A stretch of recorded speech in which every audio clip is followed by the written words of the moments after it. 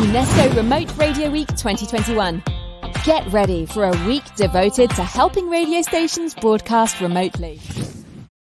Hi, my name is Gaël Musquet and I'm an ethical hacker but also an ham radio amateur. During this remote radio week, I would like to talk about how radio was really useful for people in Martinique, for example, where Gustave Ferrier used radio. He used continuous wave in Martinique after the eruption of the Pillion Mount that killed more than 30,000 people in 1902. And Gustave Ferrier was the first man to use radio in this particular case of emergency and natural disaster.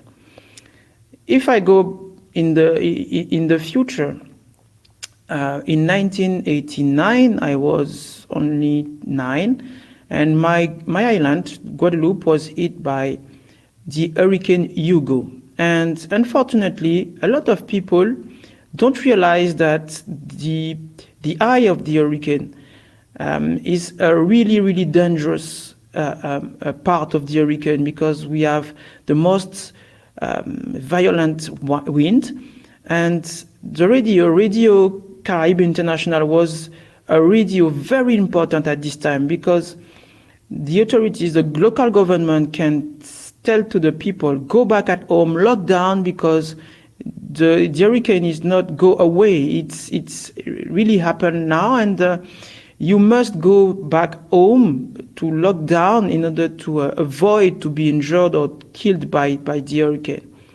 After that, I really focus and use my talent, my skills of hacker in order to help people to cope, to deal with natural disasters. And in a lot of exercise like Carib wave or Indian Ocean wave, this kind of exercise are organized by the UNESCO.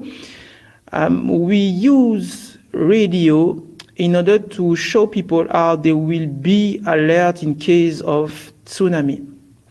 Tsunami are really rare natural disasters, but when tsunami happens, they kill a lot of people. So I'm focused since 10 years on the use of radio in this kind of natural disasters.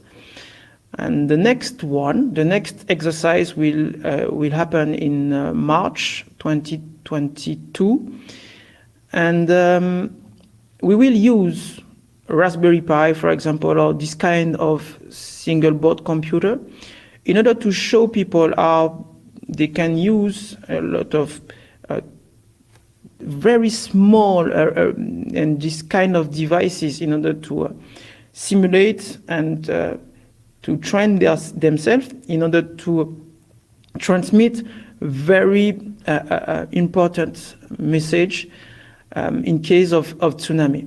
So in the future, we will use texts, but also image in order to help people with hearing disabilities or visually impaired to realize how FM radio can be very useful to transmit voice, because it's a powerful media, but also text and image to help people to saving their life in case of this kind of big natural disasters.